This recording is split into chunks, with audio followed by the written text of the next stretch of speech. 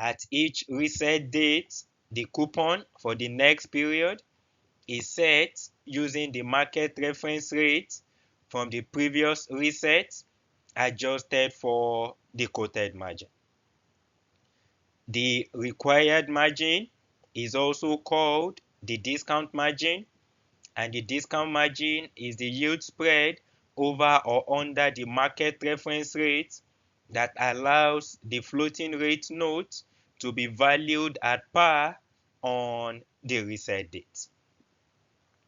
It is worth noting that if the quoted margin is less than the discount margin is also known as the required margin, then we would say such bond is trading at discount.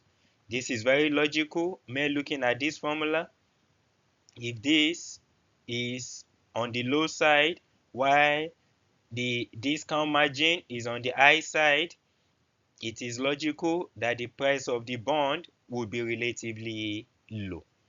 That is, the bond will be trading at a discount. But if the quoted margin is greater than the discount margin, then it implies that the bond is trading at premium.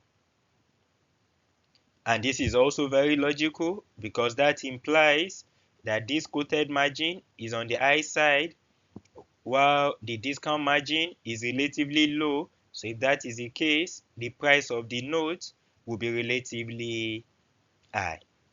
There is another logic to this.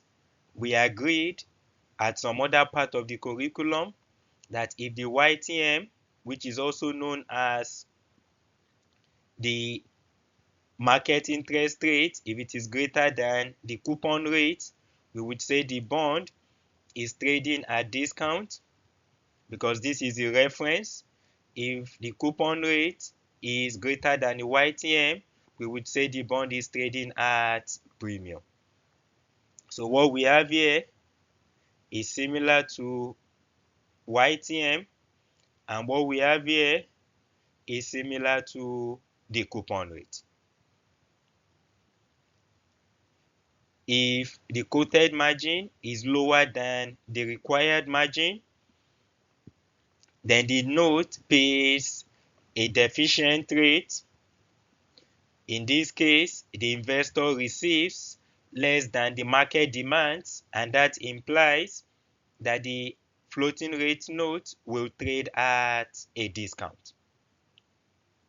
If the quoted margin is higher than the required margin or the discount margin, then the note pays an excess return and the note is said to be trading at a premium. For completion's sake, if the quoted margin is the same as the discount margin, then the floater is said to be trading at par. The required margin, as said earlier, is also known as the discount margin, and the discount margin reflects the credit risk of the issuer. Discount margin decreases when the issuer's credit risk improves, thus indicating that the market demands a lower spread. So we have discount margin here. So the whole of what we have here is similar to the YTM of a conventional bond. And we agreed that if the YTM is on the low side for a conventional bond, then that implies that the issuer's credit risk is relatively low. So the same logic can be used here. For the issuer's credit risk to improve, that means the issuer's credit risk is relatively low, which is why the discount margin is relatively low. So if the discount margin should decrease to a point that it is lower than the quoted margin, then the floater will be priced at a premium. So this is the logic. If this is down and the quoted margin is up, then it simply means that the floater is said to be priced at a premium.